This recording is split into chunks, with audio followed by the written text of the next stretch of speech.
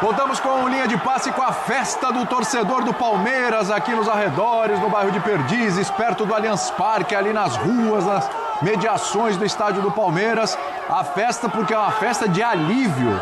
Incrivelmente, em algum momento, o Palmeiras teve a sua classificação, não só o primeiro lugar, a classificação ameaçada, faltava um golzinho só para o Porto. E aí o Palmeiras conseguiu buscar o empate que lhe dava a condição de líder do grupo. Então vai ter o jogo contra o Botafogo, que foi o segundo do grupo B. O Botafogo jogou hoje, a gente já fez uma linha sobre isso, perdeu para o Atlético de Madrid.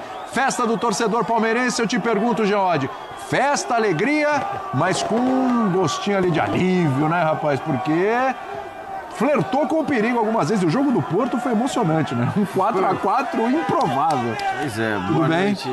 Eu já falo bom dia, já que vocês são Bom tão dia, técnicos. pastor de Bom noite. dia. Bom dia com você, Bom dia, William, Vitor, Birner, Calçade.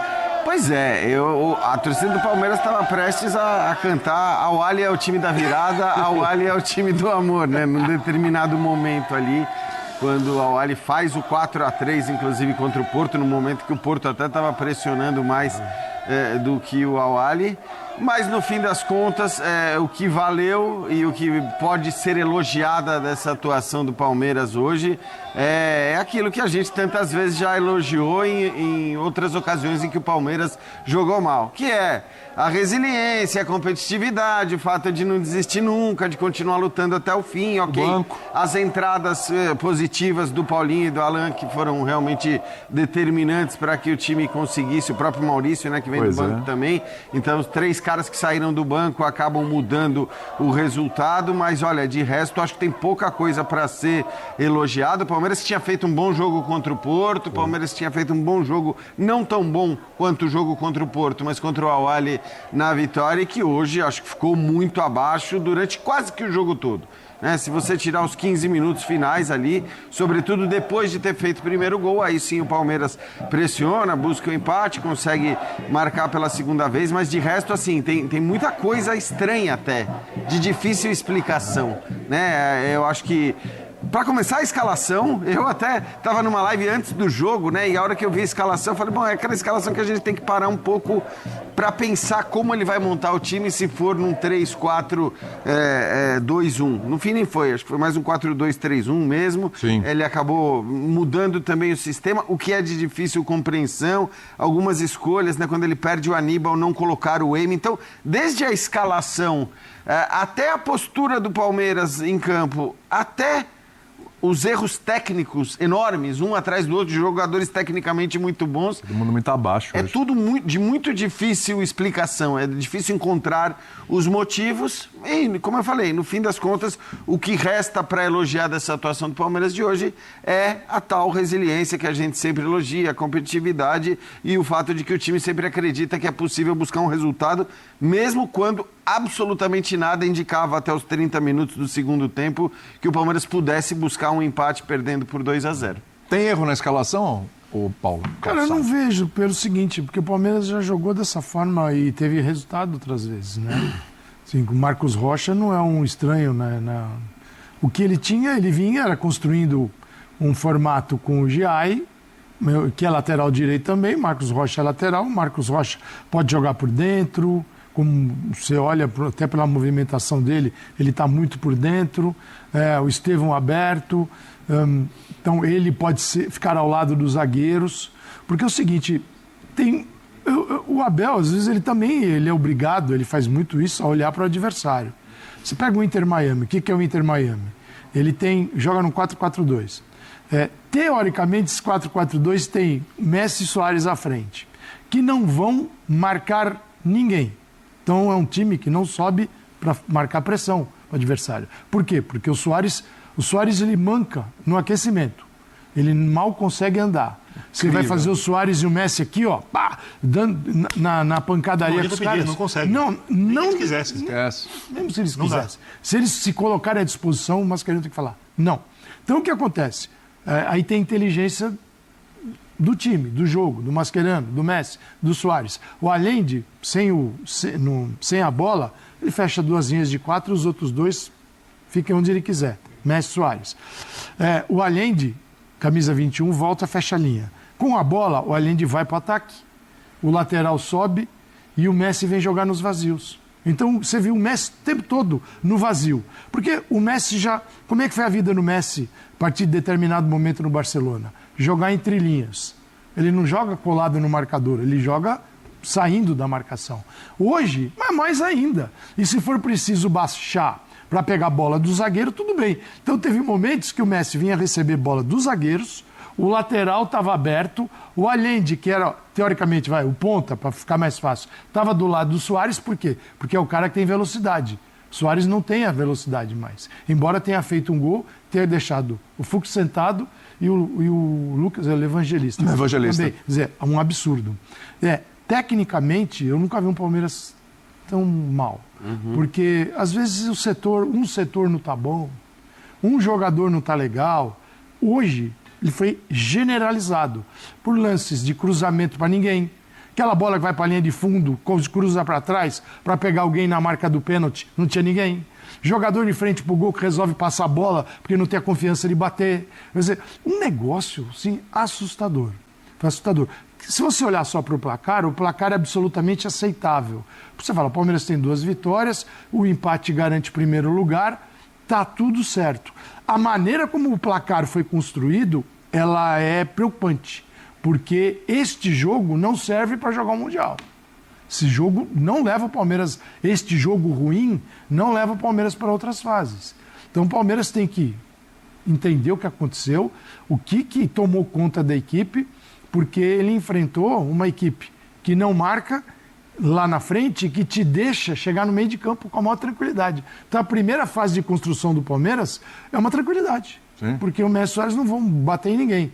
Cara, e o Palmeiras assim não conseguiu jogar, então é preocupante. Placar ok, porque classificou, ficou em primeiro. Atuação desastrosa. É isso. O que explica, hein, o Birner, essa queda degrau a degrau do Palmeiras? Fez um bom jogo mesmo contra o Porto, parou no goleiro. Aí, para mim, foi bom o jogo contra o Porto, sim. Aí contra o Al-Ahly já tem uma queda, né, considerável. E hoje a pior partida do Palmeiras, eu diria até, pior partida de um brasileiro na competição. De muito tempo do Palmeiras. E do Palmeiras de muito tempo. Acho que na temporada a gente não viu viu nada igual. Tão incompreensível quanto isso. Exatamente. Incompreensível. E não é colocar água no chope. Classificou em primeiro, tá ótimo, maravilha, tá ok, né? Mundial e tal, mas bacana. Não serve, né? Mas tem que ter um ponto de atenção, a gente está aqui para analisar isso. Boa noite, William, Jean, Calçade, aos fãs do esporte. O Palmeiras que eu espero ver, que não precisa ser um Palmeiras primoroso, épico, espetacular, ainda não estreou no Mundial. Ele fez um bom jogo contra o Porto. Bom. O Porto não ganhou de ninguém. O Porto tem reformulação, o Porto tem um elenco pior que o do Palmeiras, falei disso inclusive depois do jogo do Palmeiras e Porto. Pegou o Al-Ahly, o jogo estava travado até ter um gol contra. E aí o Al-Ahly foi para cima, o Palmeiras no contra-ataque, mas se defende muito bem. Hoje nem isso. Hoje nem isso se defendeu muito bem. O futebol que o Palmeiras jogou nesses 3 jogos, talvez não sirva nem para o Palmeiras passar do Botafogo. A minha questão é, o Palmeiras pode jogar muito mais. O Palmeiras tem o segundo melhor elenco entre as 4 equipes brasileiras que estão no Mundial. O Fluminense já fez um belo jogo contra o Dortmund, o Botafogo fez um jogo épico defensivo contra o PSG. Desculpe. Fez um jogo razoável contra o Atlético de Madrid. Primeiro tempo contra o Seattle Sounders. Tudo bem. O Flamengo, a senhora partida contra o Chelsea, uma partida muito segura na estreia. E o Palmeiras ainda não jogou futebol que nem fica perto do que seu elenco pode oferecer. E eu tenho algumas questões com o Abel Ferreira. Vai lá. Parte delas explica o que está acontecendo. Primeiro, o Inter Miami é um time que tem muita dificuldade de saída de bola. É um time muito limitado tecnicamente. O Abel foi ultraconservador e, mais uma vez, começou o jogo sem pressionar a saída de bola. É sempre a mesma coisa. A pressão começa a 10, 15 metros ali da frente da linha do meio de campo. Quer roubar a bola, desculpe, ali, para, dali em diante, com o espaço aberto, fazer o gol. Eu entendo fazer isso em muitos jogos. Eu gosto da ideia. Não contra o Inter Miami. O Inter Miami, com um monte de dificuldade de sair jogando, você pressiona a saída de bola do Inter Miami. Você confia que no lançamento longo, contra o Suárez e contra o Messi, que vão ficar adiantados, como disse o Calçade, os seus zagueiros no corpo vão ganhar as jogadas, vão antecipar, fisicamente muito mais inteiros. O jogo que o Abel fez hoje foi um jogo que não tem nada a ver com o elenco do Palmeiras. Tem a ver com um excesso de zelo, nesse caso desnecessário, do técnico do Palmeiras. Outra coisa, a construção ofensiva do Palmeiras, isso é na temporada inteira quase, tá? Não é só agora. Ela é de poucas alternativas com o Abel. É um time muito forte no contra-ataque. Alguns jogos têm umas tabelas e funcionam ali, mas depende muito das individualidades dos jogadores. E a jogada aérea é muito forte. Então tem virtudes. Só que esse elenco do Palmeiras é para muito mais do que isso. Esse elenco do Palmeiras é para jogar um futebol. Você assim, não precisa ser exatamente igual ao melhor futebol do Flamengo. Mas é para ficar em 80% do caminho dali. Ele tem um senhor elenco com jogadores de várias características e alternativas diferentes para essa equipe. E a impressão que eu tenho, e eu espero realmente que ele me desminta ou que ele me contrarie, porque eu não estou fazendo uma afirmação definitiva, que ao longo da temporada ele saiba usar os jogadores melhor. Ofensivamente, sem perder força defensiva. Porque a impressão que passa, ele está parecendo me lembrando um pouco o Simeone. Quanto mais jogadores bons você deu para ele, mais dificuldade ele teve. Porque tem que fazer o time jogar, o time não joga. E me parece, por exemplo, vou dar um exemplo. O Palmeiras vai pegar o Botafogo. 50-50. Não tem favorito. Sim. Porque eu repito, apesar de tudo que eu estou dizendo, o Palmeiras é muito forte. O Palmeiras tem todas as chances de ganhar do Botafogo, exatamente as mesmas chances que o Botafogo tem de ganhar do Palmeiras. Mas, taticamente, o jogo seria mais confortável para o Palmeiras, não estou falando que seria mais fácil, só taticamente, que é só uma coisa do jogo. Tem o mental, tem o físico, tem o técnico, quanto o PSG. Por quê? Porque o PSG ia fazer aquilo que o Palmeiras quer. Ter a bola, adiantar as linhas, dar espaço para o contra-ataque, pressionar alto, tudo exatamente como o Palmeiras gosta. Então, você me pergunta por que o Palmeiras fez isso. A ideia de jogo do Abel. Eu discordo dela contra o Inter Miami e concordo muitas vezes. 2, a ideia mal executada, aí não é só o Abel, porque é um grande treinador, a gente olha para os jogadores. E 3, chega em algum momento, por ser o Mundial, está pesando. O que está servindo de estímulo para o Flamengo, o que serviu de estímulo para o Botafogo, o que serviu de estímulo no jogo contra o Fluminense, contra o Dortmund, está pesando para o Palmeiras. Talvez porque ainda não enfrentou um adversário como o Dortmund, ou um adversário como o Chelsea, ou como o PSG, que são adversários muito maiores que os adversários que o Palmeiras enfrentou. Então, eu não sei se essas são as explicações. Por que está pesando? Porque nos confrontos a responsabilidade maior era do Palmeiras? Porque não mobiliza e porque, de algum jeito, o Palmeiras com o Mundial tem alguma coisa ali que talvez esteja fazendo mas diferente. É o Mundial. Não talvez. Mobilizar é o Mundial, independentemente dos adversários. Fora que esse discurso não vale a partir do momento que o Palmeiras tem atuações completamente distintas contra adversários que nenhum deles é o... Então, assim, o jogo contra o Porto não se compara. São jogos completamente distintos. Mas o Porto não ganhou de ninguém. O Palmeiras tem que jogar melhor que o Porto, é normal. Assim, o Palmeiras é melhor que o Porto. Mas então, assim, a lógica do discurso, ela tem que valer para... Se o Palmeiras tem atuações tão distintas durante a competição, porque para mim, assim, o discurso ele vale se você tem 3 jogos iguais. Mas você acha que nenhuma das ponderações que eu fiz é válida? Não, eu acho que... Só a última. Não, eu acho que a ponderação sobre a maneira de jogar, de fato, hoje, inclusive, ficou claro o tempo todo. No começo, quando o Palmeiras, em alguns momentos, aumentou a pressão ali na saída de bola, o goleiro jogava a bola... Totalmente. Assim, era óbvio que a postura que a gente viu diante do Porto, que é muito mais time que esse Inter Miami, porque assim como ninguém vai me convencer de que o Botafogo é muito melhor do que o PSG, porque ganhou do PSG, ninguém vai me convencer que o Inter Miami é muito melhor do que o Palmeiras, porque quase ganha do Palmeiras. Essas coisas assim, essas conclusões que saem a partir de jogos únicos no Mundial, a mim não pegam, sinceramente. Em 3 rodadas agora, a gente redefine tudo. O Inter Miami é um time mais fraco, é um time que, se pressionado, entregaria a bola ao Palmeiras, como a gente viu em 2 ou 3 ocasiões, e de fato com isso eu concordo. A gente não viu o Palmeiras fazer. Por outro lado, eu me pergunto, e aí também eu discuto um pouco a escalação, porque... Se você usou o termo conservador... Ultraconservador, que é um termo que se aplica à postura do Palmeiras hoje na maior parte do tempo. O time que não conseguia atacar tudo. Por outro lado, que não conseguia pressionar, que não marcava alto, que não ousava como ousou até diante do Porto. Sim. Que é mais tímido que o Inter Miami, ou é mais perigoso, teoricamente, do que o Inter Miami. Apesar de não ter ganho nenhum dos jogos. O que eu me pergunto é, um técnico conservador... Na hora que ele perde o seu volante marcador, por que, isso eu vou querer ouvir o Abel, vamos depois ver se ele explica, por que ele opta pela entrada do Lucas Evangelista e não do Emi Martins? Essa para mim é a grande dúvida, porque o Emi vinha sendo o volante do Palmeiras na temporada inteira. O Aníbal virou banco no começo do ano e ficou lá no banco. sentadinho. Na hora que começa o Mundial, para surpresa de muita gente, o Aníbal vira o volante marcador diante do Porto e faz uma grande partida. E talvez por isso se mantenha no time diante do Al-Ahly, quando ele se machuca. E aí quando ele sai, um técnico que eu concordo contigo, teve uma postura conservadora, abre mão do único marcador de fato que ele tem no banco. Só para explicar uma coisa, quando eu falo de conservador, eu não falo nem da formação. Então, eu falo da ideia de jogo, não é nem da escalação em si. Porque a formação ela é usada o ano todo. Então ele é conservador. Não, mas a formação, para mim, ela tem algumas dúvidas que assim, eu sempre gosto de dizer, cara, o técnico está treinando a semana toda, ele sabe que os caras... Ele é um grande técnico. É um grande técnico que analisa os adversários. Eu concordo com tudo que o Calçade disse. Porém, eu olho para algumas coisas da escalação de hoje e me perguntei isso na live pré-jogo mesmo. Eu falei, que estranho o M não estar jogando e ele colocar o Lucas Evangelista.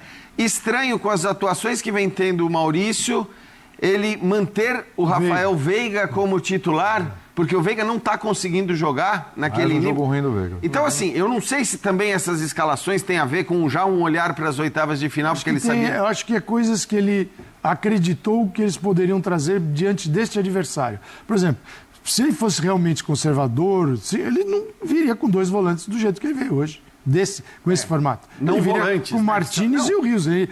Sim, primeiro volante aqui, ele não tem nenhum que ele usa. Exato. Ele não usa esses 2 como primeiros volantes. Então, assim, ele deixou o meio de campo talvez com uma transição mais rápida, com caras que atacam, que sobem, o Veiga. Quer dizer, tudo que ele pensou não deu certo, porque você tinha 2 caras de beiradas fortes, Facundo e o Estevão, um centroavante, que é o Flaco, que a gente mesmo falava, pô, o Flaco tem que jogar. Que fazia sentido a troca, perfeito. Né?